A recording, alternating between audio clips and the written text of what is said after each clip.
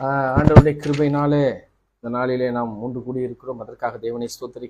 இதை ஆண்டவரை பகிர்ந்து கொள்ளுகிற அடியானையும் கேட்கிற யாவரையும் கர்த்தர் ஆசீர்வதிப்பீராக. கர்த்தாவே உம்முடைய திருக்கரம் ஆளுகை செய்யும்படியாக வேண்டிக் கொள்கிறேன் சுவாமி. நேரே தொடர்ந்து வழி நடத்துவீராக. இயேசுவின் நாமத்தில் ஜெபிக்கிறேன். ஆமென். முதலாவது 5:30 மணிக்கு ஆரம்பிக்கிறேன்னு சொன்னேன். இப்போ பாருங்க, மணி 6:15 ஆகிடுச்சு. என்னன்னா, இந்த இணையதளம் அது சரியா அது அப்டேட் பண்ண முடியல. அதனால பாருங்க, ரொம்ப ஆண்டவருடைய கிருபையினால தொடங்க முடியுமான்னு ஒரு காரியம் இருந்துச்சு. ஆனாலும் கர்த்தருடைய மகா பெரிய கிருபையினால இதை தொடங்குறதற்கு கர்த்தர் கிருபை செய்தார்.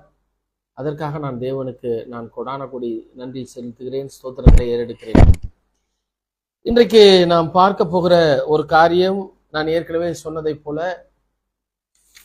திருத்துவம் என்கின்ற காரியத்தை குறித்து நாம் பார்க்க போகிறோம்.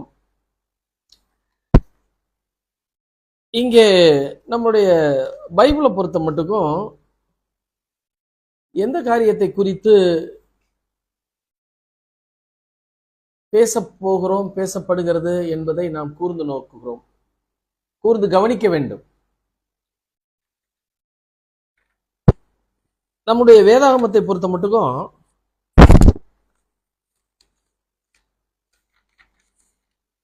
மொத்தம் புதிய ஏற்பாடும் பழைய ஏற்பாடும் சேர்ந்து கிட்டத்தட்ட 66 புஸ்தகங்கள் இருக்கிறது.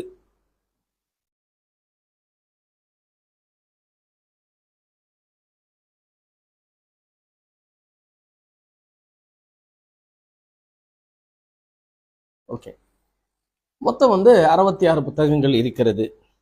இது நம்ம கையில் இருக்கிற வேதாகமம். அதுல புதிய ஏற்பாடும் பழைய ஏற்பாடும் சேர்ந்து 66 புஸ்தகங்கள் காணப்படுகிறது. இணை திருமறைகள் என்று சொல்லி அந்த நம்ம சொல்லுவோம், தள்ளப்பட்ட ஆகமங்கள் அப்படின்னு சொல்லுவோம். அதை இணை திருமறைகள் என்று சொல்லுகிறார்கள். அதுல பாத்தீங்கன்னா ஒரு 9 இருக்கிறது. என்னன்னா அப்படின்னா, தோபித்து, யூதித்து, சாலமோனின் ஞானம், சீராக்கின் ஞானம், ஃபாரூக்கு, 1 மக்கபேயர், 2 மக்கபேயர், அடுத்து பாத்தீங்கன்னா எஸ்தர், கிரீக் எஸ்தரு, அனெக்சர் தானியல் அப்படின்னு சொல்லிட்டு இந்த 9 புஸ்தகங்களும் இணை திருமறைகள், தள்ளப்பட்ட ஆகமங்கள் என்று சொல்லுகிறார்கள். அதுக்கு ஒரு தனி வரலாறு இருக்கு, அது இன்றைக்கு வேண்டாம். இந்த 66 புஸ்தகங்களையும் சேர்த்து, இந்த 9 புஸ்தகங்களையும் சேர்த்து பார்த்தீங்கன்னா 75 புஸ்தகங்கள் காணப்படுகிறது வேதாகமத்தை பொறுத்த மட்டுக்கும். சாப்டர்ஸ் அப்படின்னு பார்த்தோம்னா 1189 சாப்டர்ஸ் காணப்படுகிறது. வார்த்தைகள், வேர்ட்ஸ் அப்படின்னு பார்த்தோம்னா கிட்டத்தட்ட பல லட்சம் வார்த்தைகள் காணப்படுகிறது. அப்படி பார்க்கிற பொழுது இந்த திருத்துவம் என்ற ஒரு வார்த்தை இருக்கிறதா என்று இந்த வேதாகமத்தை பார்க்கிற பொழுது திருத்துவம்னு ஒரு வார்த்தை இல்லை. அது எழுதப்படவில்லையா அப்படின்னா, அது சொல்லப்படவில்லை, தேவனால் சொல்லப்படவில்லை, அதனால் வேதாகமத்திலே காணப்படவில்லை. அப்ப இந்த திருத்துவம் என்கின்ற அந்த வார்த்தை அது வந்த விதம், அது யாரால் கொண்டு வரப்பட்டது, எவ்வாறாக இது கொண்டு வரப்பட்டது என்பதை நாம் கூர்ந்து கவனிக்க வேண்டும். ஒரு கத்தோலிக்க பிஷப் ஒருத்தர் இருந்தார், 4ஆம் நூற்றாண்டுல அவர் வாழ்ந்தார். ஒரு கத்தோலிக்க துறவி. அவர் எகிப்தின் அலெக்சாண்டரியா நகரத்தினுடைய பிஷப்பாக அவர் பொறுப்பில் இருந்தார். பொறுப்பு ஆயராக பணியாற்றி கொண்டு வந்தார். இவர் ஒரு இறையியலை நன்றாக கற்றவர், தேர்ந்தவர் என்று அவர்களால் சொல்லப்படுகிறவர். இவர் வாழ்ந்த இதே 4ஆம் நூற்றாண்டுல ஒருத்தர் இருந்தார். அவர் பேரு அரியன் அப்படின்னு பேரு. அரியன், ஏரியன் அப்படின்னு கூட சொல்றாங்க. இவரும் பாத்தீங்கன்னா அதே எகிப்து தேசத்துல இருக்கிற அலெக்சாண்ட்ரியா நகரத்தினுடைய அருகாமையிலே இருக்கக்கூடிய பகுதியிலே இவரும் ஒரு கிறிஸ்தவ துறவியாக வாழ்ந்தவர். பிறகு என்ன ஆகி போச்சு அப்படின்னம்னா, இவர் வேதாகமத்தில் இருக்கிற காரியத்தை குறித்து வேறு விதமாக அவர் சொல்ல ஆரம்பித்தார்கள். என்ன சொன்னாங்க அப்படின்னு சொன்னோம்னா, இயேசு கிறிஸ்து பிதாவாகிய தேவனால் படைக்கப்பட்டவர். பிதாவாகிய தேவனுக்கு அவருக்கு துவக்கம் இல்லை, முடிவும் கிடையாதுன்ட்டாங்க. ஆனா கர்த்தராகிய இயேசு கிறிஸ்துவுக்கு ஒரு துவக்கம் இருக்கிறது, ஒரு முடிவு இருக்கிறது அப்படின்னு சொன்னாங்க. அவர் இயேசு கிறிஸ்து பிதாவுக்கு சமமானவராக நாம் பார்க்கக்கூடாது அப்படின்னு சொல்லி, இப்படி ஆண்டவருடைய அந்த காரியத்தை குறித்து பல காரியங்களை அவர் சொல்லவும், அதை ஏற்றுக்கொண்ட அநேகர் நிறைய பேர் சேர ஆரம்பிச்சாங்க. இப்ப நான் சொன்ன விஷயங்கள்லாம் வேற ஒருத்தருக்கு பொருந்தும். இப்ப நீங்க பாக்குறப்ப யாருக்குன்னா, யெகோவாவின் சாட்சிகள், இவங்களும் இதை தான் சொல்லுவாங்க. இயேசு கிறிஸ்து அவர் தேவன் இல்லை, அவர் தேவதூதன்னு சொல்லுவாங்க. மிகாவேல் தேவதூதன்னு கூட சொல்லுவாங்க. ஆமா, மிகாவேல் தேவதூதன்னு சொல்லுவாங்க. அதற்கப்புறம் வணக்கத்தையும் ஆராதனையையும் பிதாவாகிய தேவன், யெகோவா தேவனுக்கு தான் செலுத்தணும். கர்த்தராகிய இயேசு கிறிஸ்து ஒரு சாதாரணமானவர், அதனால நீங்க அவருக்கு எந்த முக்கியத்துவம் கொடுக்க கூடாதுன்னு சொல்றத போலவே, இந்த யெகோவாவின் சாட்சிகளுடைய பவுண்டர் வாட்ச் டவர் பண்ணாங்க இல்லைங்க, வாட்ச் டவர், காவல் கோபுரம் அப்படின்னு சொல்லி ஒரு அமைப்பை ஆரம்பித்து, அது பிற்காலத்துல யெகோவாவின் சாட்சிகள், ஜெகோவா விட்னஸ் அப்படின்னு வந்துச்சு. இந்த காவல் கோபுரத்தை ஆரம்பித்த நிறுவனர் சார்லஸ் டாஸ் ரசல். இவர் இப்பதான் வாழ்ந்தாங்க. ஆனால் அரியன்ஸ் அவங்க 4ஆம் நூற்றாண்டு, கிபி 4ஆம் நூற்றாண்டுல வாழ்ந்த இவர் இன்றைக்கு ஜெகோவாவின் சாட்சிகள் சொல்ற அனைத்து கருத்துக்களையுமே அவர் அப்பயே சொல்லிட்டார். இவருக்கு இதை ஏற்றுக்கொண்டவர்களை ஏரியன்ஸ் என்று சொன்னார்கள். இந்த கருத்தை வாங்கி கொண்டவர்களை ஏரியன்ஸ் என்று சொன்னார்கள். இவர்களுக்கு ஏரியன் கூட்டத்தார் என்றும் பெயரிட்டார்கள். இந்த பிலாசபிக்கு, இந்த இறையியலுக்கு அவங்க ஒரு பேர் வச்சாங்க, ஏரியனிசம் அப்படின்னு பேர் வச்சு நிறைய பேர் இதை உள்வாங்கி கொண்டார்கள், ஏற்றுக்கொண்டார்கள். அந்த ஏரியன்ஸ் அவருடைய கருத்தை நிறைய பேர் ஏற்றுக்கிட்டாங்க. இப்ப இந்த குழு கொஞ்சம் கொஞ்சமா வளர்ந்து வருகிறது. இதை பார்த்த அத்தனாசியார், கிரீக்ல சொன்னோம்னா அட்டனாசிஸ், அவர் என்ன செய்யறாங்க அப்படின்னு சொன்னோம்னா, இந்த கருத்துக்கள்லாம் தவறானது, இயேசு கிறிஸ்துவுக்கு தெய்வீக தன்மை உண்டு, அவரும் பிதாவை போலவே ஒரு சம பலமானவர், சம மகிமையுடையவர், சம கனமுடையவர் என்ற கருத்தை அவரும் பரப்ப ஆரம்பிச்சாரு. இவர் ஒரு பக்கத்து இயேசு கிறிஸ்துவுக்கு உண்மை இல்லை அப்படின்னு சொல்லி, இவங்க ரெண்டு பேரும் பாத்தீங்கன்னா ஆன்மீக பரப்புரை ரெண்டு பேருமே செய்யறாங்க. இவர்கள் ரெண்டு பேருமே வேற யாரும் இல்ல, கத்தோலிக்க குருமார்கள்.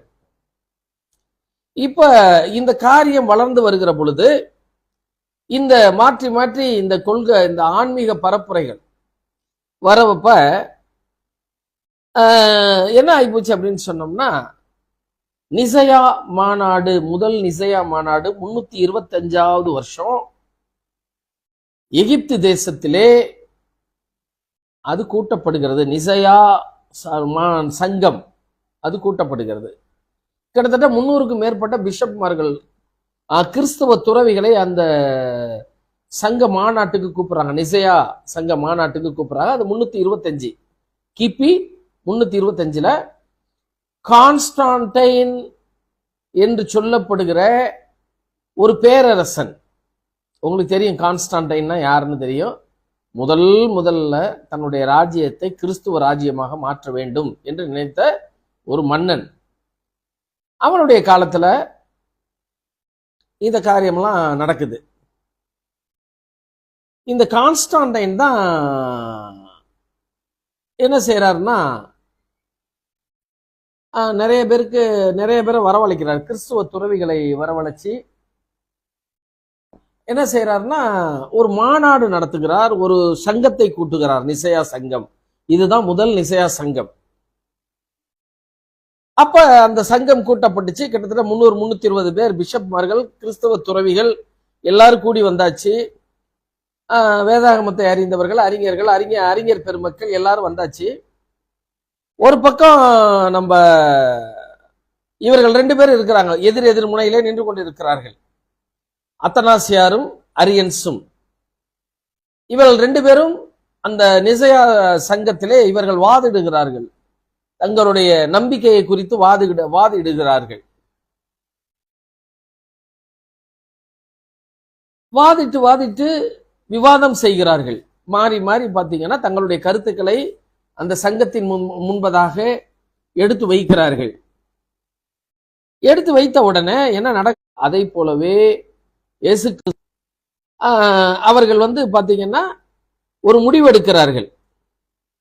முடிவெடுத்து முதல்ல அறிவிக்கிறாங்க. என்ன அப்படின்னு சொன்னோம்னா, இந்த மாதிரி இயேசு கிறிஸ்துவுக்கும் மகிமை இருக்கு, கனம் இருக்கு அப்படின்னு சொல்லி அறிவிக்கிறாங்க. அறிவிச்சு அந்த மாநாட்டில் தான் முதல் முறையாக பிதா, குமாரன், பரிசுத்தாவி இந்த 3 தனித்தனி ஆள் தத்துவம் உள்ளவர்களுக்கு பார்த்தீங்கன்னா இவர்களுக்கு 3 பேருமே சம பலமானவர்கள், சம மகிமைக்கு பாத்திரர், 3 பேருமே சம வாய்ப்பு, எல்லாமே அவர்கள் எல்லாவற்றிலும் அவர்கள் சமமானவர்கள் என்று சொல்லி நான் பார்க்க முடிகிறது.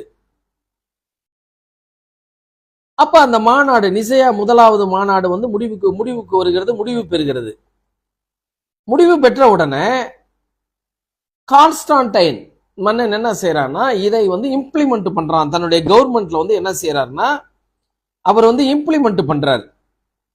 இம்ப்ளிமெண்ட் பண்ணி இதை நடைமுறைக்கு அவர் கொண்டு வருகிறார். நடைமுறைக்கு கொண்டு வந்துட்டு அப்பதான் ஆனா திருத்துவன்ற ஒரு வேர்டு அவங்க பயன்படுத்தல. திருத்துவன்ற ஒரு வேர்டு பயன்படுத்தல. ஆனா ஜெனரலா என்ன செஞ்சிட்டாங்க, பிதாவு, குமாரன், பரிசுத்தாவி இந்த 3 பேருக்கும் சம மகிமை உண்டு என்று சொல்லி அந்த காரியம் முடிவு பெற்றது. அத்தனாசியார் வெற்றி பெற்றார், அரியன்ஸ் தோற்று போனார். இனி இந்த பரப்புரையை நீங்கள் ஆன்மீக பரப்புரையை நீங்கள் செய்யக்கூடாது அப்படின்னு சொல்லி மற்றவர்களால் அவர் நிர்பந்தப்படுத்தப்பட்டார். அதற்கப்புறம் பார்த்தீங்கன்னா அவருடைய கருத்துக்கள் கொஞ்சம் கொஞ்சமா அது நிறைவு பெற்றுச்சு, முற்று பெற்றுச்சு அப்படின்னு நாம நினைச்சா, அதுக்கு பிற்பாடு பார்த்தீங்கன்னா சார்லஸ் டாஸ் ரசல், அதுக்கு முன்னாடி முர்ரே அப்படின்னு சொல்லி ஒருத்தர், இவர்கள் எல்லாருமே பார்த்தீங்கன்னா அரியன்ஸ் சொன்ன கருத்துக்கள், அரியன்ஸ் செத்து போயிட்டாரு. ஆனால் அரியன்ஸ் சொன்ன கருத்துக்கள் பார்த்தீங்கன்னா வழி வழியாக இன்றைக்கு கூட உங்க அருகாமையில பார்த்தீங்கன்னா யெகோவாவின் சாட்சிகள் இருப்பாங்க. அதுக்கப்புறம் பார்த்தீங்கன்னா வேதாகம மாணவர்கள் இருப்பாங்க. இவர்கள் எல்லாம் நம்ம பக்கத்திலே இருப்பாங்க. சரிங்களா? ஆக இப்படி போலதான் இந்த காரியம் வந்துச்சு. ஆனால் திருத்துவம் என்கின்ற வேர்டை அத்தனாசியார் பயன்படுத்தவில்லை. இவர் புனிதராக கொண்டாடப்படுகிறார். இப்ப பாத்தீங்கன்னா கத்தோலிக்க திருச்சபையிலே அவர் புனிதராக அவர் கொண்டாடப்படுகிறார் என்பதை பார்க்க முடிகிறது. இப்ப புனிதராக கொண்டாடப்படுகிற இந்த அத்தனாசியாருக்கு ஒரு ஸ்பெஷலா ஒரு பேர் வைக்கிறாங்க. ஃபாதர் ஆஃப் ஆர்த்தோடெக்ஸி அப்படின்ற ஒரு பேர் வச்சு இவர்கள் என்ன செய்யறாங்க அப்படின்னு சொன்னோம்னா, அவரை கொண்டாட ஆரம்பிக்கிறார்கள், கொண்டாடி மகிழ ஆரம்பிக்கிறார்கள் என்று பார்க்க முடிகிறது. இப்ப இந்த ஒரு கட்டம் முடிஞ்சு போச்சு. நிசையாவினுடைய முதல் சங்க கூடுகையிலே அரியன்ஸ் கொள்கைகள் நிராகரிக்கப்பட்டு அத்தனாசியாரின் கொள்கைகள் அது வலுப்பெற ஆரம்பித்தது. அதை இந்த கிறிஸ்துவ மார்க்கங்கள் என்று சொல்லிக் கொள்ளுகிற இவர்கள் அத்தனை பேருமே அதை ஏற்றுக்கொண்டார்கள், அதை நடைமுறைப்படுத்தினார்கள், வழிபாட்டிலே அதை கொண்டு வந்து விட்டார்கள். இப்படிதான் இந்த காரியம் எடுத்துக் கொள்ளப்படுகிறது. ஆக இவ்வாறாக வந்தது. பிதா படைப்பாளர், குமாரன் மீட்பாளர், பரிசுத்தாவி துணையாளர். புரியுதுங்களா? பிதா யாரு? பிதா படைப்பாளர், படைக்கிறவர். He is the Almighty God, is the creator. குமாரனாகிய கிறிஸ்து இஸ் த ரெடிமர், மீட்பாளர். பரிசுத்தாவியானவர், பரிசுத்தாவி துணையாளர் என்கின்ற இந்த கொள்கையானது இது வலுப்பெற்றது. இந்த வலுப்பெற்ற இந்த கொள்கையானது காலங்கள் கடந்தாலும் அரியன்ஸ் கொள்கைகள் நிலை பெற்று விட்டது. அதை போலவே அத்தனாசியாரினுடைய கொள்கையும் நிலை பெற்று விட்டது என்று பார்க்க முடிகிறது. இப்ப பிதா படைப்பாளர், குமாரன் மீட்பாளர், பரிசுத்தாவி துணையாளர்.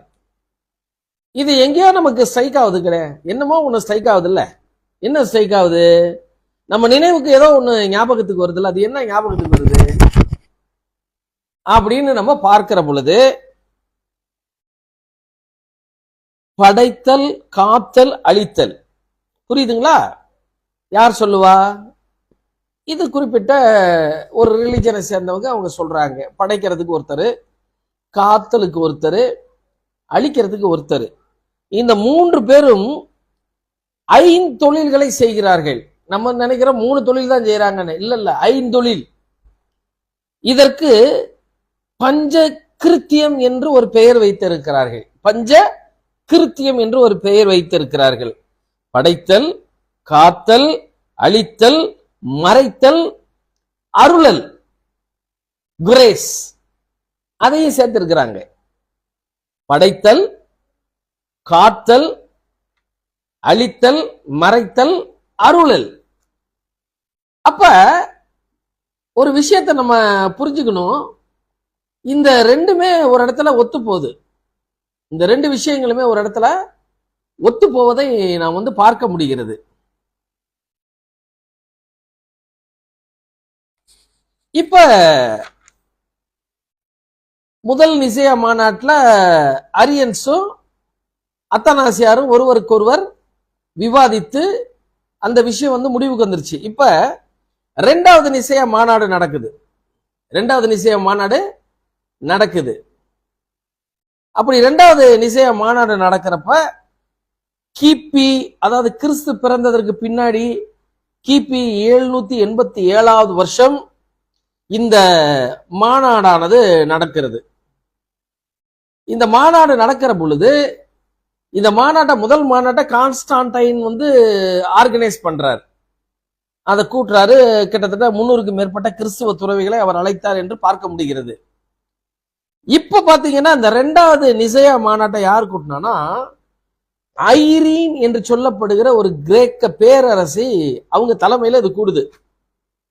2வது நிசையா மாநாட்டு 787வது வருஷம் அந்த நிசையா நகரில, ஏன் நிசையா நகர்ல கூறனால நிசையா சங்கம் அது அப்படின்னு பார்க்க முடிகிறது. அப்ப இந்த நிசையா சங்கத்துல கூடினாலதான் நிசையா மாநாடு என்று சொல்லி, சங்கம் என்று சொல்லி நாம் பார்க்க முடிகிறது. அப்ப பேரரசி ஐரீன் அவர்களால் மறுபடியுமா இந்த சங்கம் கூட்டப்பட்டு, அப்போதான் என்ன வருது அப்படின்னு சொன்னோம்னா, சிலை வழிபாடு, உருவ வழிபாட்டை வைத்துக் கொள்ளலாம். இயேசு கிறிஸ்துவுக்கு ஒரு சிலை அமைக்கலாம், மரியாள் அவர்களுக்கு ஒரு சிலை அமைக்கலாம், புனிதர்களுக்கு சிலை அமைத்து கோவில்களிலே வைத்து அதை பூஜிக்கலாம் என்று சொல்லி 2வது நிசையா மாநாட்டில தான் இந்த காரியமானது சொல்லப்படுகிறது. அந்த மாநாடு அந்த சங்கமானது முடிவு செய்யறாங்க. பரவாயில்ல, நம்ம என்ன வேற அந்நிய தெய்வங்களையா கொண்டு வைக்க போறோம்? இயேசு கிறிஸ்து அவருக்கு ஒரு சிலை செஞ்சுக்குவோம், அவர்களை பெற்றெடுத்த தாயாருக்கு ஒரு சிலை செஞ்சுக்குவோம், இயேசு கிறிஸ்துவை வணங்கின மற்றவர்களுக்கு அவங்களுக்கு ஒரு சிலை செஞ்சு இவர்களை ஆலயங்களிலே சிலைகளாக வைத்துக் கொள்ளலாம், அவர்களை வழிபடலாம், புனிதர் வழிபடலாம், மரியாள் அவர்களை வழிபடலாம், இயேசு கிறிஸ்துவனுடைய உருவத்தை, சித்திரங்களை வழிபடலாம் என்று சொல்லி இந்த நிசையா 2வது மாநாட்டில் முடிவு செய்து அறிவிக்கப்பட்டு அதை இம்ப்ளிமெண்ட் பண்ணியாச்சு. இந்த திருத்துவ சொல்லினுடைய தோற்றம், அது எந்த இடத்துல இருந்து இந்த திருத்துவம் என்கின்ற வேர்டு வந்துச்சுன்னு நம்ம பார்க்கணும். டினிடாஸ் இது ஒரு லாட்டின் வேர்டு, இது ஒரு லத்தீன் வார்த்தை. இந்த லத்தீன் வார்த்தையிலிருந்து பிறந்ததுதான் தினிதாஸ் என்று சொல்லப்படுகிற இந்த காரியம். இந்த தினிதாஸ் என்கின்ற வார்த்தையிலிருந்து தான் ட்ரினிட்டி என்கின்ற ஒரு ஆங்கில வேர்டு வந்துச்சு, ஆங்கில வார்த்தை. ட்ரினிடாஸ் என்பது ஒரு லாட்டின் வேர்டு, ட்ரினிட்டி என்பது ஒரு ஆங்கில வார்த்தை. அது மருவி லத்தீனுடைய வார்த்தையானது இங்க வர்றப்ப என்ன ஆயிடுச்சு, ட்ரினிட்டி. நம்ம வர்றப்ப பாத்தீங்கன்னா திருத்துவம், திரியேகம், அதிப்புனித திருத்துவம். எப்படிங்க? அதிப்புனித திருத்துவம் என்று சொல்லி இந்த காரியமெல்லாம் வர ஆரம்பிக்கிறது.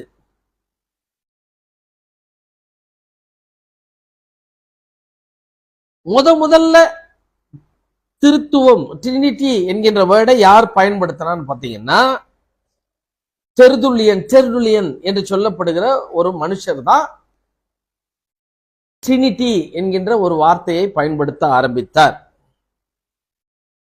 இவர் வட ஆப்பிரிக்காவை சேர்ந்தவர்.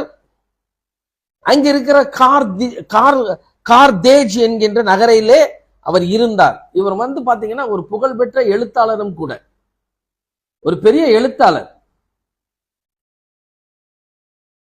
இப்படி புகழ்பெற்ற எழுத்தாளராக ஒரு நல்ல இறையியலை கற்று தேர்ந்த ஒரு மனுஷனாக இவர் இருந்தார் என்று பார்க்க முடிகிறது. இவர் எழுதின ஒரு புஸ்தகம் ரொம்ப பிரசித்தி பெற்ற புஸ்தகங்க. என்னன்னா அப்போலோஜிசம் என்கின்ற ஒரு புஸ்தகத்தை அவர் எழுதினார். அது அந்த புஸ்தகத்துல என்ன சொல்லியிருக்காங்கன்னா, கிறிஸ்துவ மதத்தை எவ்வாறாக பாதுகாக்க வேண்டும் என்று சொல்லி அந்த புஸ்தகத்திலே விலாவாரியாக எழுதினார். புகழ்பெற்ற புஸ்தகம் அது. இவர் லாட்டின் லாங்குவேஜ்ல இறையியல் தந்தை என்று போற்றப்படுகிறார். யாருன்னா இந்த டெர்துல்லியன் போற்றப்படுகிறார். அதனாலதான் பாத்தீங்கன்னா இவர் என்ன சொல்றாங்கன்னா ஃபாதர் ஆஃப் லாட்டின் தியாலஜி. இப்ப பாத்தீங்கன்னா நம்ம நிறைய பேரு தியாலஜி படிப்பாங்க. அது மாதிரி இவர் யார் அப்படின்னு சொன்னோம்னா, டெர்துல்லியன் யாருன்னா ஃபாதர் ஆஃப் லாட்டின் தியாலஜி. லத்தீன் மொழியில இவர் இறையியலை கற்று தேர்ந்தவர் என்று நாம் பார்க்க முடிகிறது. அப்ப இந்த டெர்துல்லியன் பாத்தீங்கன்னா இவர் தான் முதல்ல திருத்துவம் என்கின்ற சொல்லை பயன்படுத்தின மனிதன். பாருங்க, இந்த வார்த்தையை எங்க இருந்து கண்டுபிடிக்கிறாரு? ஒரு லத்தீன் வேர்ட்ல இருந்து. ஏன்னா இவர் லாட்டின்ல புலமை பெற்றவர்ன்றனால இவர் லாட்டின் வேர்ட்ல இருந்து ட்ரினிடாஸ் என்கின்ற ஒரு வேர்டல ட்ரினிட்டி என்கின்ற ஒரு வேர்டை எடுக்கிறார். உங்களுக்கு தெரியும், த்ரீன்னு சொன்னாவே ட்ரீ அப்படின்னு சொன்னாவே 3 என்று தெரியும். ஓகே, இவர் முதல்ல தான் இந்த திருத்துவம் என்கின்ற வார்த்தையை பயன்படுத்தி இன்றைய வரைக்கும் இந்த திருத்துவம் அப்படின்னு சொல்லிட்டு அனைவரும் சொல்லக்கூடிய அளவுக்கு செயல்படுத்தியவர் யார் அப்படின்னு பார்த்தோம்னா இந்த டெர்துல்லியன் விசுவாச பிரமாணம்னு சொல்லியே இருக்கு. இப்ப இவர் கடைசி காலத்துல இவர் கிறிஸ்தவத்தை விட்டு மோண்டோனிசம் என்கின்ற ஒரு அமைப்பில போய் சேர்ந்துகிட்டாரு. அதுலயும் இருந்துகிட்டாரு, இதுலயும் இருந்துகிட்டாரு. இந்த மோண்டனிசம் என்கின்ற அமைப்பை ஆரம்பித்தது யாருன்னு சொன்னோம்னா பிரிசில்லா, மாக்ஸ்மிலா என்று சொல்லப்படுகிற 2 கிரேக்க பெண்மணிகள் தான் இந்த மோண்டோனிசம் என்கின்ற ஒரு அமைப்பை நிறுவினவர். இதுல பல கலப்பு இருக்கு. இந்த மோண்டோனிசம்ன்றதுல பல கலப்பான விஷயங்கள் இருக்கு, அதுக்குள்ள நம்ம போக வேண்டாம். அப்ப இந்த மோண்டனிசத்திலே அவர் சேர்ந்து கடைசி காலத்துல, இறுதி காலத்துல, அந்திம காலத்துல அதிலே கொஞ்சம் ஈடுபாடு காட்டினார்னு இவருடைய வாழ்க்கை வரலாறை படிக்கிற பொழுது, பார்க்கிற பொழுது நான் புரிந்து கொள்ள முடியும். சரி, திருத்துவம் என்ற சொல் டெர்துல்லியன் என்கின்ற ஒரு மனிதனால் கொண்டு வரப்பட்டது. அதுக்கு வேதாகமத்தில் இல்லை என்கின்ற ஆதாரமும் இருக்கிறது. அது போக டெர்துல்லியன் வாழ்க்கை வரலாறுல இருந்து இந்த காரியத்தை நான் பார்க்க முடியும். வேற யாரும் சொல்லிக் கொடுக்க வேண்டியதில்லை. நீங்க உங்க இதுல பாத்தீங்கன்னா டெர்துல்லியன் இதுக்கு புஸ்தகம்லாம் இருக்கா அப்படின்னு சொன்னோம்னா கத்தோலிக்க மார்க்கத்திலே இருக்கிறதான புஸ்தகத்திலே பாத்தீங்கன்னா டெர்துல்லியனை பற்றியெல்லாம், ஏன்னா அவங்களுக்கு சாதகமான மனுஷன் என்பதனாலே டெர்துல்லியன்லாம் மிக பிரபலியமாய் அவர்கள் சொல்லுவார்கள். சரிதானுங்களா? இந்த தெருதுல்லியனை திருச்சபையின் ஆதிப்பிதா என்று சொல்லுகிறார்கள். அதாவது திருச்சபையோட ஆதிப்பிதா. அதாவது இயேசுப்பாவுக்காக பாத்தீங்கன்னா தன் ஜீவனையே கொடுத்த இரத்த சாட்சியாக மறிந்த பேதுரு ஆதிப்பிதா கிடையாது. அப்புறம் பிற்பாடு பாத்தீங்கன்னா அந்த 12 சீசர்களும் கிடையாது. ஆனா அதற்கு பிற்பாடு இந்த பில்லர் ஆஃப் சர்ச் என்று சொல்லப்படுகிற பவுல் அடிகளார், அவரு கூட திருச்சபையின் ஆதிப்பிதான்னு சொல்ல மாட்டாங்க. ஆனால் இந்த தெருதுல்லியனை ஆதிப்பிதா என்று சொல்லுகிறார்கள். இதை நம்ம கவனமா பார்க்க வேண்டிய இடத்துல நாம இருக்கிறோம். ஆக இப்படியாக இந்த தெருதுல்லியன் என்கின்றவரால் இந்த திருத்துவம் என்கின்ற ஒரு வேர்டானது இந்த பூமிக்கு கொண்டு வரப்பட்டது. அது அவருடைய சிந்தனையிலிருந்து உதித்தது. ஏன்னா அவர் நான் ஏற்கனவே சொன்னேன்ல, அவருடைய வாழ்க்கை வரலாறை படிக்கிற பொழுது அவர் மிகப்பெரிய ஒரு சிறந்த எழுத்தாளர் அப்படின்னு நம்ம சொல்லி பார்க்கிறோம்ல. அது போல இந்த சிறந்த எழுத்தாளர் என்ன செய்யறாருன்னா திருத்துவம் என்கின்ற வேர்டை கொண்டு வந்துட்டாரு.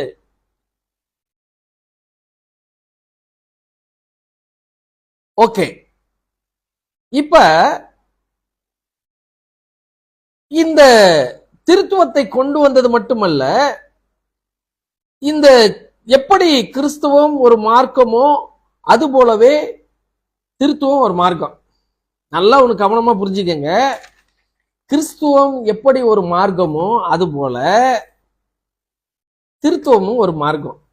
அது கிறிஸ்துவ மார்க்கம் அல்ல, திருத்துவ மதம் என்கின்ற ஒரு மதம் உருவாகினது எப்ப? தெருதுல்லியன் காலத்துக்கு பிறகு.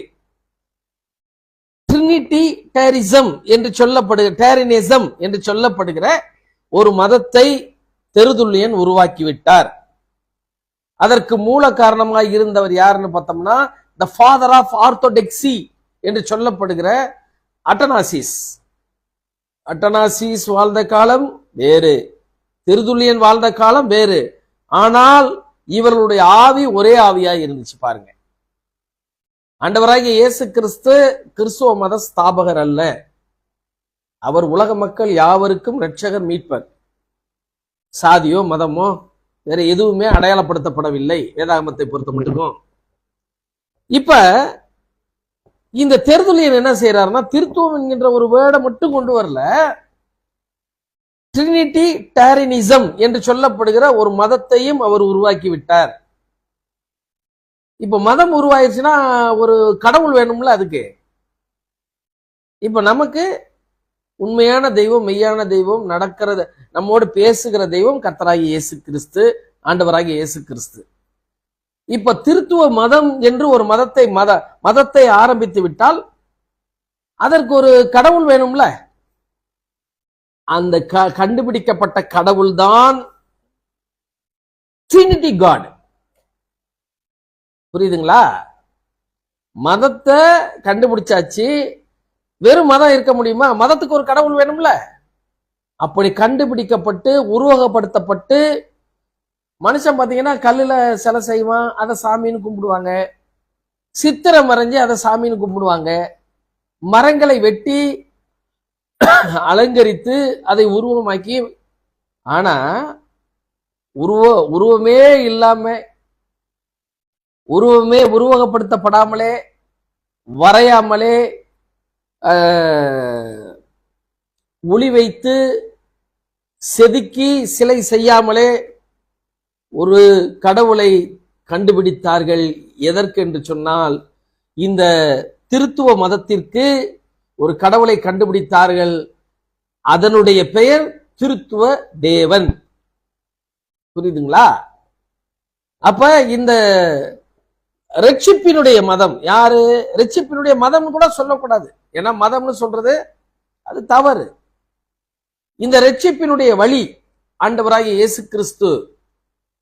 அந்த வழியில நம்ம அநீதிமானாய் இருந்த நம்மளெல்லாம், பாவியா இருந்த நம்மள நீதிமானாய் மாற்றி தேவன் என்ன செஞ்சிட்டாரு?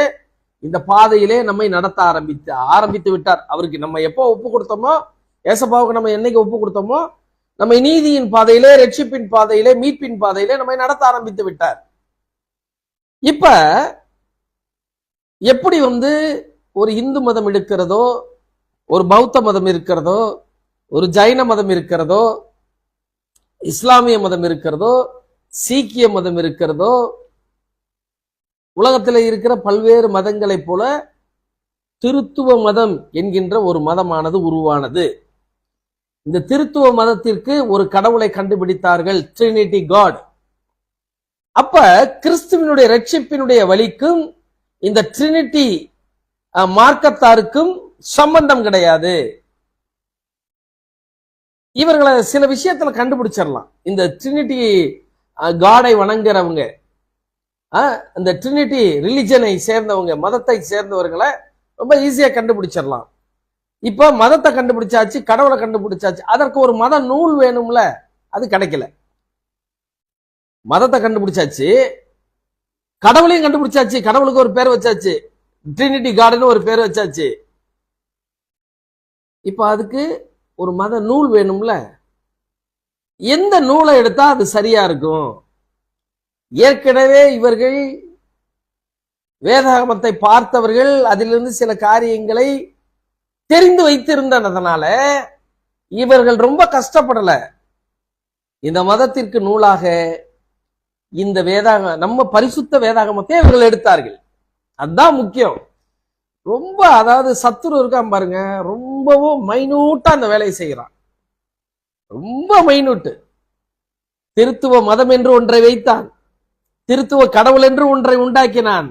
அதற்கு நம்மிடத்துல இருந்த வேதாகமம் இருக்கு பார்த்தீங்களா, வேற எங்கேயுமே அவன் தேடல. அந்த வேதாகமம் அவன் வேற எந்த நூலையும் எடுத்திருக்கலாம். ஆனா அத ஜனங்கள் அவ்வளவா ஏமாற மாட்டாங்கன்னு இந்த பரிசுத்த வேதாகமத்தை இந்த திருத்துவ மதத்திலே இது கொண்டு வந்து சேர்க்கப்பட்டது. ஒரு விஷயம், அதிர்ச்சிகரமான ஒரு விஷயம் நான் சொல்றேன் பாருங்க. இன்றைக்கு உலகத்திலேயே பெரிய மதம் என்ன என்று சொன்னால் இந்த ட்ரினிட்டிடேரியனிசம் தான் பெரிய மதம். அதுக்கப்புறம் தான் எல்லா மதங்களுமே. இந்த திருத்துவ மதம் தான் உலகத்தில் இருக்கிற நம்பர் 1 மதம். அதுலதான் நிறைய பேர் இருக்கிறாங்க. நேற்றைக்கு ரோமன் கத்தோலிக்க திருச்சபையாக இருந்தாலும், மற்ற அதை ஒட்டி வந்த எல்லா திருச்சபைகளும் இருந்தாலும், அதுக்கு பிற்பாடு நாங்கள் ஆவிக்குரிய திருச்சபை என்று சொல்லிக் கொள்ளுகிறவர்கள் இருந்தாலும், பழம் திருச்சபைகளா இருந்தாலும் சரி, நாளைக்கு ஆரம்பிக்க போற திருச்சபைகளா இருந்தாலும் சரி, இல்ல குட்டி குட்டி திருச்சபையா இருந்தாலும், இந்த திருத்துவ கடவுளை வணங்குகிறவர்களாகத்தான் காணப்படுவார்கள். அதனாலதான் சொல்றேன், இன்னைக்கு உலகத்திலேயே மிகவும் பிரபல்யமான பெரிய மதம் என்னவென்று சொன்னால் திருத்துவ மதம் தான் பெரிய மதம். கிறிஸ்துவை ஏற்றுக்கொண்டவர்கள் எண்ணிக்கை உள்ளவர்கள், அவ்வளவுதான். ஒரு விஷயம் சொல்றேன் நான் உங்களுக்கு. இன்னைக்கு நம்ம எல்லாம் பாத்தீங்கன்னா பெரிய சர்ச்சு, பெரிய கட்டடமா இருக்கணும், பெரிய அலங்காரமான கட்டடங்களாக காணப்பட வேண்டும், மின் விளக்குகளால் அலங்கரிக்கப்பட்டு நவநாகரிக உடையோடு பல கார்களில் இறங்கினா நமக்கு ரொம்ப சந்தோஷமா இருக்கு, பெரிய கோவிலுக்கு போறோம் அப்படின்னு சொல்லிட்டு. ஆனா கடைசியா பவுல் நடத்தின எபேசு பட்டண சபையிலே அவர் கடைசியா அங்கதான் அவர் சர்ச் நடத்திட்டு அவர் பான பலியாக வார்க்கப்பட்டார்.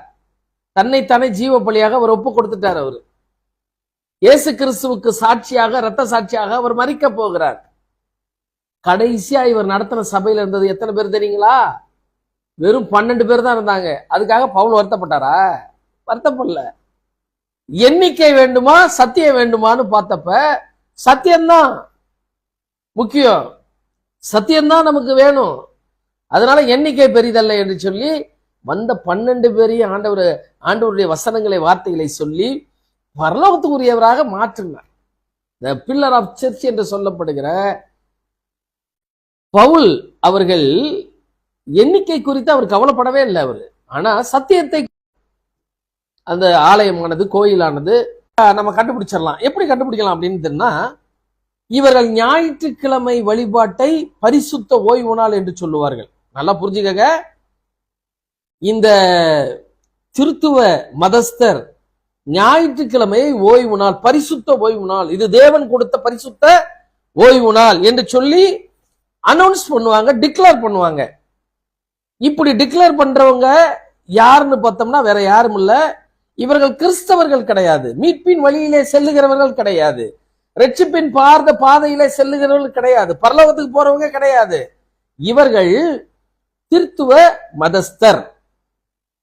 ஞாயிற்றுக்கிழமைய பரிசுத்த ஓய்வு நாள் என்று சொல்லி அனௌன்ஸ் பண்ணி அதை பிரகடனப்படுத்தி ஆராதனை நடத்துவாங்க பாத்தீங்களா? அவர்கள் பூராமே யாருன்னா திருத்துவ மதஸ்தர். அது மாத்திரமல்ல, இந்த ட்ரினிட்டி காடை திருத்துவ கடவுளை வழிபடுகிறவர்கள் இவர்கள். அடுத்தது தெர்துல்லியனுடைய விசுவாச பிரமாணத்தை சின்சியரா கடைபிடிப்பாங்க. தெர்துல்லியனுடைய விசுவாச பிரமாணத்தை ரொம்ப கடைபிடிப்பாங்க. சிலை வைத்தும் வழிபடுவாங்க, சிலை இல்லாமலும் வழிபடுவாங்க. யாரு?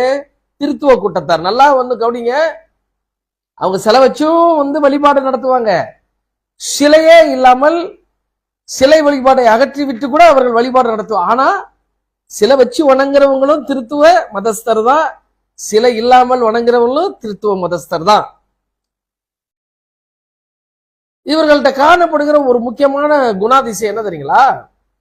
உலக ஐஸ்வர்யத்தின் மீது அதீதமான நம்பிக்கை வைத்திருப்பார்கள். அதீதமான நம்பிக்கை இருக்கும், எல்லையற்ற நம்பிக்கை இருக்கு அவங்களுக்கு.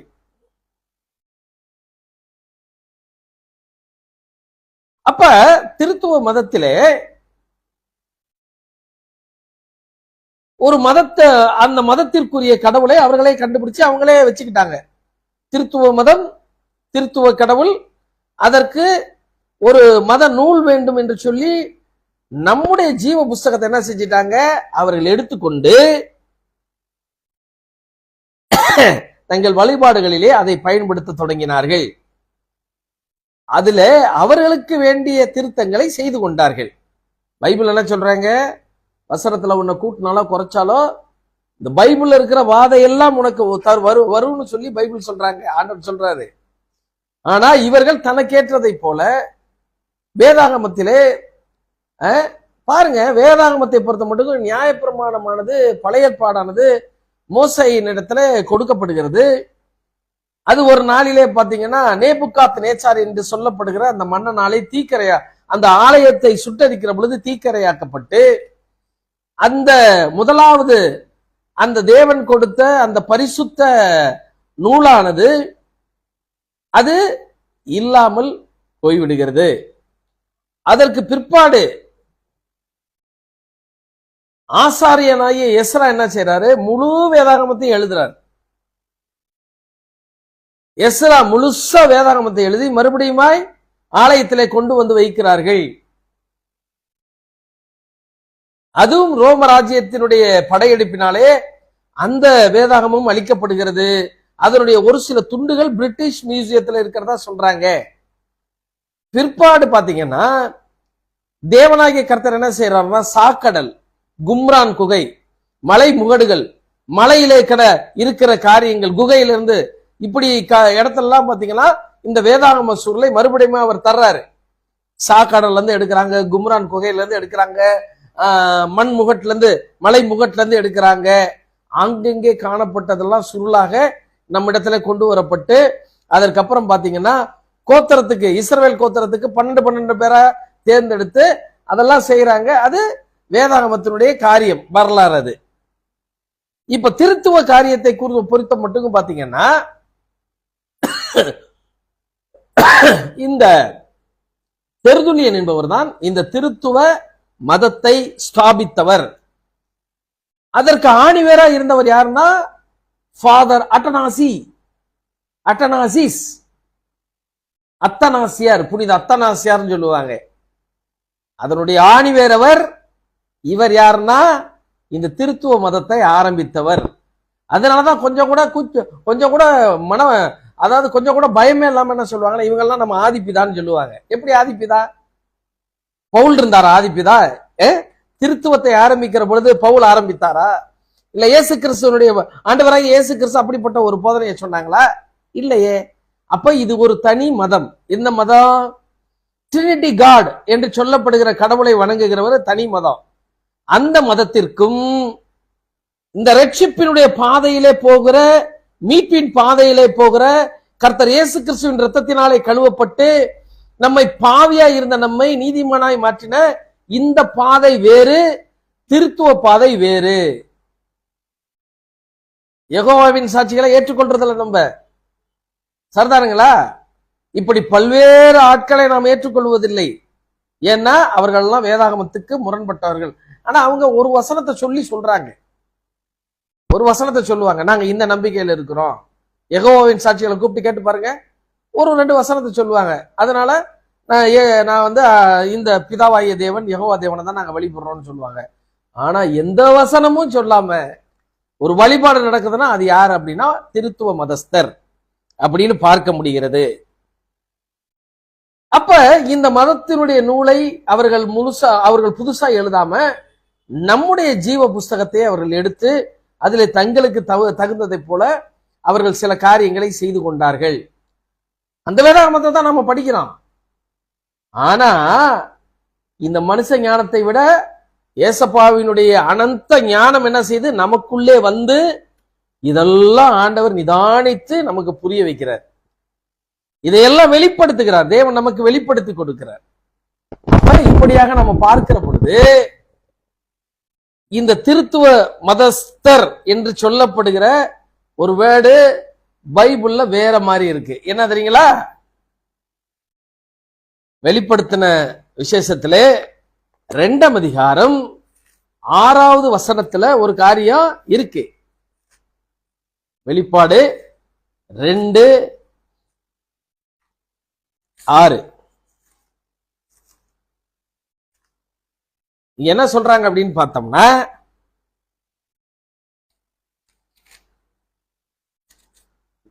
நான் வெறுக்கிற நிக்கோலாய் மதஸ்தரின் கிரியைகளை நீயும் வெறுக்கிறாய், இது உன்னிடத்திலே உண்டு. அடுத்தது பாத்தீங்கன்னா 15வது வசனத்துல சொல்றாரு, அப்படியே நிக்கோலாய் மதஸ்தருடைய போதகத்தை கை கொள்ளுகிறவர்களும் உன்னிடத்திலே உண்டு, அதை நான் வெறுக்கிறேன்.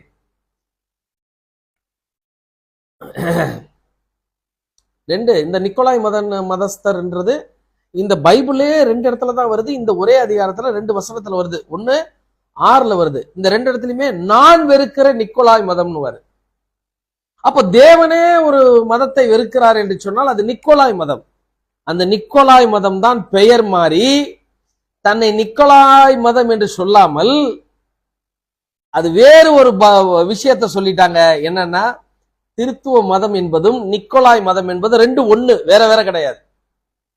தேவன் வெறுக்கிற நிக்கோலாய் மதம் தான் திருத்துவ மதம். அந்த மதத்தினுடைய கடவுள் யாருன்னு பார்த்தோம்னா ட்ரினிட்டி காட், திருத்துவ கடவுள். நல்லா புரிஞ்சுக்கணும். ஆண்டவர் என்ன சொல்றாருன்னா, முன்னாடி வசனத்துல வெளிப்பாடு 2:14 சொல்றாரு, சில காரியங்களை குறித்து உன் பேரில் எனக்கு குறை உண்டு. ஆண்டவர் சொல்றாரு, விக்கிரகங்கள் படைத்தவைகளை புசிப்பதற்கும் வேசித்தனம் பண்ணுவதற்கும் ஏதுவான இடர்களை இஸ்ரவேல் புத்திரருக்கு முன்பதாக போடும்படி பாலாக் என்பவனுக்கு போதனை செய்த பீலேயாமுடைய போதனைகளை கை கொள்ளுகிறவர்கள் உன்னிடத்திலே உண்டு. அப்படியே நிக்கோலாய் மதஸ்தருடைய போதகத்தை கை கொள்ளும்பவர்களும் உன்னிடத்துல உண்டு. அப்ப நிக்கோலாய் மதஸ்தனுடைய போதனை என்னன்னா, பாலாக் என்பவனுடைய போதனையும் பீலேயாம் என்பவனுடைய போதனையும் நிக்கோலாய் மதஸ்தரனுடைய போதனையும் திருத்துவ மதஸ்தரனுடைய போதனைகளும் எல்லாம் ஒன்னா ஒரே நேர்கோட்டில் இருக்கு. எல்லாமே ஒரே நேர்கோட்டில் இருக்கு. அப்ப யார பார்த்தா நமக்கு இந்த திருத்துவ மதஸ்தரை நம்ம புரிந்து கொள்ள முடியும்னு பார்த்தோம்னா, பீலேயாமையும் பாலாக்கையும் பார்த்தோம்னா இந்த நிக்கோலாய் மதஸ்தர் யார் என்று புரிந்து கொள்ள முடியும். இவங்க 2 பேருடைய போதனை தான் நிக்கோலாய் மதஸ்தரனுடைய போதனை. இந்த போதனை அனைத்துமே எங்க வந்துருச்சு? திருத்துவ மதஸ்தர்கிட்ட இப்ப வந்துருச்சு. அப்ப திருத்துவ மதஸ்தர் என்னென்ன போதனை பண்றாங்களோ எல்லாமே பீலேயாமினுடைய போதனை, பாலாக்கினுடைய போதனை. உங்களுக்கு பீலேயாமை பத்தியும் தெரியும், பாலாக்கை பத்தியும் தெரியும் இல்லைங்களா? பாலாக் என்பவன் ஒரு மோவாபிய ராஜா. அவன் இஸ்ரவேல் ஆசீர்வாதமா இருக்கிறத என்றைக்குமே விரும்பாதவன். அவன் யாரு? பாலாக் ராஜா இஸ்ரவேல் ஜனங்கள், இஸ்ரவேல் மக்கள் சந்தோஷமா இருக்கிறத விரும்ப மாட்டான், அவர்கள் நிம்மதியா இருக்கிறத விரும்ப மாட்டான். அடுத்தது அவர்கள் ஆசீர்வாதமாய், தேவனுடைய ஆசீர்வாதமாய் இருப்பதை பார்த்துட்டு மிகுந்த எரிச்சல் அடைவார். இந்த பீலையாமை பத்தி உங்களுக்கு தெரியும். அவன் ஒரு குறி சொல்லுகிறவன். பெத்தேர் என்கின்ற இடத்திலே வாழ்ந்து குறி சொல்லிக் கொண்டிருந்த இவனுடைய சரித்திரத்தை வாசிக்கிற பொழுது இவன் விக்கிரக ஆராதனையை அனுமதிக்கிறவனாக,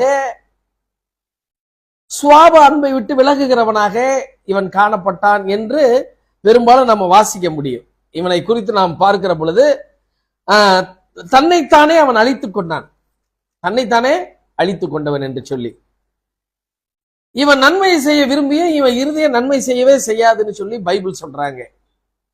அப்ப இந்த திருத்துவ மதமும் பீலையாமினுடைய போதனையும் பாலாக்கினுடைய போதனையும் நிக்கோலாய் மதஸ்தனுடைய போதனையும் வேற வேற எல்லாம் ஒண்ணுதான்.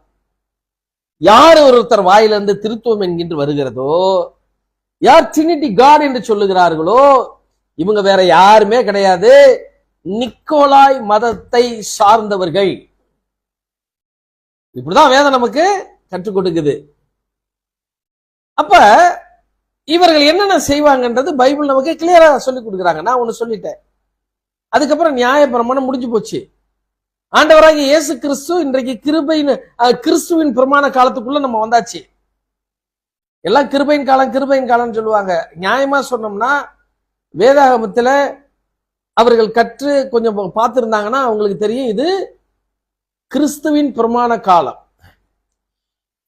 கிறிஸ்துவின் பிரமாண காலம்னாவே இரக்கத்தின் காலம், நன்மையின் காலம், ஆசீர்வாதத்தின் காலம், கிருபையின் காலம்னே வச்சுக்கலாம். ஏசப்பானா என்ன, கிருபனா என்ன வேற வேறையா? அவர் கிருபையா இருக்கனால தான் நம்ம வாழ்றோம். அவருடைய இரக்கம் தான் நம்மளை வந்து நடத்துறாங்க, இரக்கத்தினால நம்மளை நடத்துறாங்க. அப்ப இதையெல்லாம் அவர்கள் நிராகரிக்கிறவர்களாக காணப்படுவார்கள். ஆனா இவர்கள் வந்து நம்ம வேதாகமத்தில் இருக்கிற எல்லாத்தையும் எடுத்து வாசிப்பாங்க. ஞாயிற்றுக்கிழமை வந்து கூடி ஜெபிப்பாங்க. 3 மணி நேரம் 4 மணி நேரம்லாம் நிறைய விஷயங்கள் சொல்லுவாங்க. ஆனால் இந்த திருத்துவ மதக்காரர்கள் என்பதை நீங்கள் புரிந்து கொள்ளுங்கள். நாம வேற, நம்ம ரட்சிப்பின் பாதை, நம்ம ரட்சிப்பின் மார்க்கம் கிறிஸ்துவின் மார்க்கம். நாம திருத்துவ மார்க்கம் என்பது வேறு, கிறிஸ்துவின் பாதை என்பது வேறு. அதான் சொன்னார், நானே வழி சத்தியம் ஜீவன். வேற வழியில போக கூடாது. தெருதுலியன் சொன்ன வழியிலேயோ அத்தனாசியார் சொன்ன வழியிலேயோ போக கூடாது, கிறிஸ்துவினுடைய வழி. அதனாலதான் பவுல் சொல்றாரு, நான் கிறிஸ்துவை பின்பற்றினதை போல, நான் பின்பற்றி நடந்ததை போல நீங்க என்ன பார்த்து கிறிஸ்துவ இடத்துல வாங்க அப்படின்னாரு. யாராலும் சொல்ல முடியும்? சொல்லுங்க பாப்போம். திருத்துவத்தை ஏசப்பா போதிச்சாங்களா? 3 கடவுள் போதனைகளை ஏசப்பா போதிச்சாங்களா? என்றைக்காவது போச்சிருக்கிறாங்களா? அவங்கள்ட்ட கேட்டோம்னா எப்படிங்க எங்களுக்கு கொஞ்சம் எக்ஸ்பிளைன் பண்ணுங்க அப்படின்னு சொன்னோம்னா 1ல் 3, 3ல் 1 எப்படிதான் போட்டாலும் இல்லைங்க ஒரு கடவுள் தாங்க, ஒரு கடவுள் தானா அப்படின்னா இல்ல 3 அப்படின்னுவாங்க. அவரு வேற இவர் வேற அவரு வேற, பரிசுத்த ஆவியானவர் அப்படின்னுவாங்க.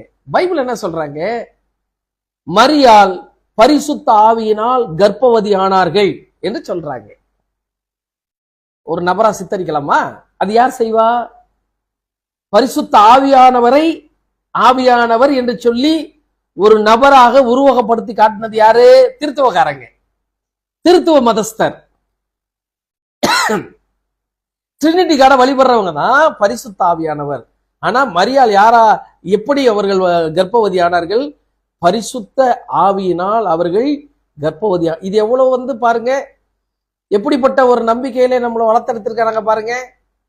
அப்ப திருத்துவ மதஸ்தர் என்பது வேறு, கிறிஸ்துவின் பாதை என்பது வேறு. இன்றைக்கு உலகளாவிய மதத்துல பெரிய மதம் எதுன்னா திருத்துவ மதஸ்தர். அதாவது பைபிள்ல சொன்ன வெளிப்பாடு 2ஆம் அதிகாரம் 16, 15வது வசனங்களிலே சொல்லப்பட்ட நிக்கோலாய் மதஸ்தர் தான் திருத்துவ மதஸ்தர். திருத்துவ ட்ரினிட்டி காடை வழிபடுகிறவர்கள். இவர்களை தேவன் வெறுக்கிறார் என்று அவரே சொல்றார். நான் வந்து நிக்கோலாயை வெறுக்கிறேன் அப்படின்னா இந்த ட்ரினிட்டி காட். அப்ப இந்த ஏசப்பாவுக்கு வேறு ஒரு கடவுளை உருவகப்படுத்தி எதிராக நிற்க வைக்கிறார்கள். ஏசப்பாவுக்கும் திருத்துவத்துக்கு ஏதாவது சம்மந்தம் இருக்கா? இல்ல. அவரை திருத்துவ கடவுள் சொல்லலாமா? சொல்லக்கூடாது, தப்பு. அப்படி பைபிள்ல ஏதாவது பேர் இருக்கா? ட்ரினிட்டி காட், கடவுளுக்கு ஒரு பேர் இருக்கா? பிதா குமாரன் பரிசுத்த ஆவியின் நாமத்தினாலே, நாமங்களினாலே அல்ல. அப்ப இதுக்கு ஆல்டர்னேட்டிவ் நேம் தான் திருத்துவ தேவனா? அப்படி இல்ல.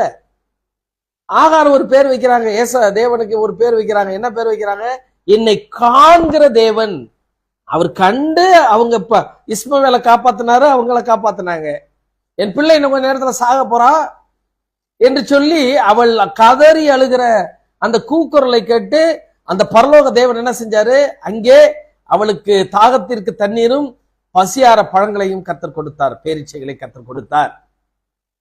அப்ப அந்தம்மா தன் உள்ளத்தின் ஆழத்திலிருந்து சொல்றாங்க. அந்த எகிப்திய பெண் என்ன சொல்றாங்க? என்னை காண்கிற தேவன் என்று சொல்லுகிறார்கள். எல்ரோயி, என்னை காண்கிறவரே என்று சொல்லுகிறார்கள். அது பைபிள்ல இருக்கு. என்னை காண்கிறவன்னா காண்றார், நம்மை பார்த்து கொண்டு இருக்கிற கடவுள் இருக்கிறார். ஆனா திருத்துவ கடவுள் அவங்களுக்கு சொல்ல முடியுமா? ஏசப்பாவுக்கு சொல்ல முடியுமா? சொல்ல முடியாது. ஏன்னா அது நிக்கோலாய் மதஸ்தரனுடைய பெயர், அந்த மதத்தில் இருக்கிற கடவுளுடைய பெயர் ட்ரினிட்டி காட் அப்படின்றது. ஆகவே அன்புக்குரிய சகோதரனே, சகோதரியே, மீண்டுமாய் ஒரு முறை உங்களிடத்துல நான் மனம் வருந்தி ஒரு மன்னிப்பு கேட்டுக்கிறேன். அது சரியான நேரத்துக்கு என்னால் ஆரம்பிக்க முடியல, அதுக்காக தயவாக என்னை மன்னிச்சிருங்க.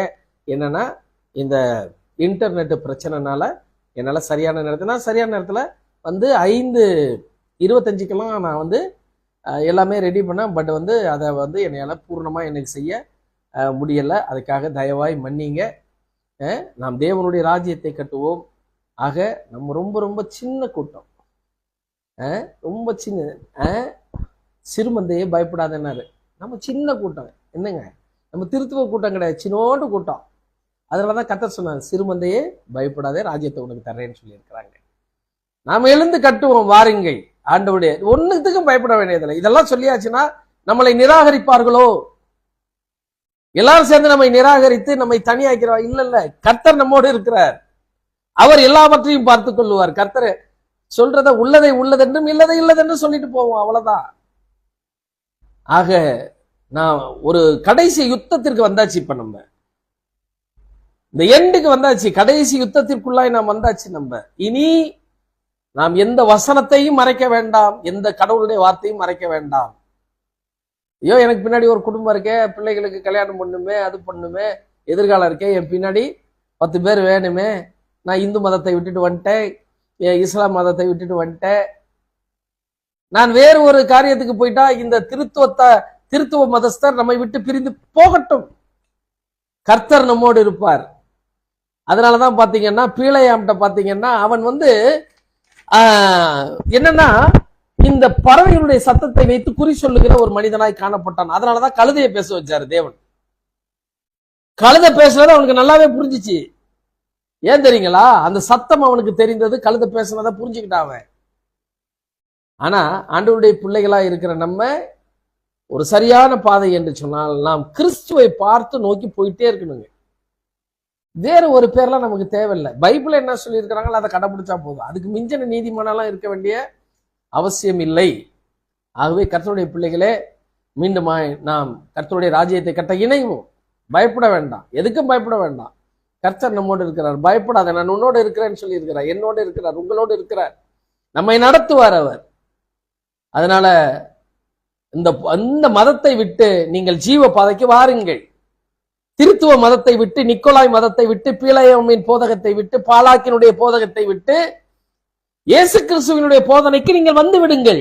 கர்த்தர் எவ்வளவு ஆசீர்வதிப்பார் பாருங்க உங்களை. நீங்க எப்போ வந்து வசனத்துக்கு நீங்க விட்டு கொடுக்குறீங்களா? ஐயோ நான் 3 ஜெனரேஷனா இதை தானே ஃபாலோ பண்றேன், பயப்படாதீங்க. வசனத்துக்கு நீங்க விட்டு கொடுத்து வாங்க, வசனத்துக்கு வந்துருங்க. எப்படி ஆசீர்வதிப்பார் பாருங்க உங்களை. நான் ஆசீர்வாதமாக இருக்கிறேன், அதுக்காக சொல்றேன். நான் எதை பத்தியும் கவலைப்படல. நான் கர்த்தர் என்னை ஆசீர்வதி, ஏசப்பா என்னை ஆசீர்வதிச்சிருக்காங்க, நான் ஹாப்பியா இருக்கிறேன், ஆசீர்வாதமா இருக்கேன். அல்லேலூயா, ஸ்தோத்திரம், கர்த்தருக்கு மகிமை உண்டாகட்டும். நான் வந்து திருத்துவ மதத்தை விட்டு நான் வந்து விட்டேன். எனக்கு கடவுள் வந்து திருத்துவ ட்ரினிட்டி காட் இல்ல, எனக்கு ஒரே தேவன், அவர்தான் நம்மை மீட்டெடுத்த ஆண்டவராக இயேசு கிறிஸ்து அந்த காரியத்திற்கு வந்து விடுங்கள். இப்ப சொல்லப்பட்ட விஷயங்கள்ல இன்னொரு பகுதி நான் அங்க போனா அது வந்து இன்னொரு பகுதி ஆயிடுன்ட்டு. என்னன்னா, பிதா குமாரன் பரிசுத்தாவி அப்படின்னு சொல்லி அந்த காரியத்தை குறித்து நாம் தியானிக்க வேண்டும். நிறைய பேர் என்ன சொல்றாங்க, வந்து இவர் வந்து ட்ரினிட்டி விட்டு போயிட்டார். ஆமா, உண்மையா சொல்றேன், நான் அறிக்கையிடுறேன். நான் ட்ரினிட்டி மதம், ட்ரினிட்டி நிசத்துல இருந்து நான் போயிட்டேன். எனக்கு ட்ரினிட்டி காடு கடவுள் கிடையாது, அந்த மெய்யான தேவன் ஒருவரே கடவுள், அதை நான் வந்து அறிக்கை செய்கிறேன். ஆனால் பிதாவை இவர் விசுவசிக்கவில்லையோ, பரிசுத்த ஆவியை இவர் ஏற்றுக்கொள்ளவில்லையோன்னு நிறைய பேர் சொல்றாங்க. அப்படி அல்ல. அதை குறித்து என்னுடைய விசுவாசத்தை வேதாகமத்தின்படியாக நான் நிச்சயமா உங்களுக்கு சொல்ல கடமைப்பட்டு இருக்கிறேன். ஜெபம் செய்வோம். நல்ல பிதாவே, இந்த வேலைக்காக ஸ்தோத்திரம்ப்பா. ஆண்டவரே, இந்த நாளிலே ஆண்டவரே, தாமதமாய் ஆரம்பித்தாலும் கர்த்தர் நிறைய காரியங்களை எங்களோடு கூட நீங்க பகிரும்படியாக, ஜனங்களோடு பகிரும்படியாக கர்த்தர் கொடுத்த இந்த நாளுக்காக நான் நன்றி செலுத்துகிறேன். தொடர்ந்து ஆசீர்வதிங்க, காத்துக்கொள்ளுங்க. இயேசுவின் நாமத்தில் ஜெபிக்கிறேன். ஆமென். அல்லேலூயா.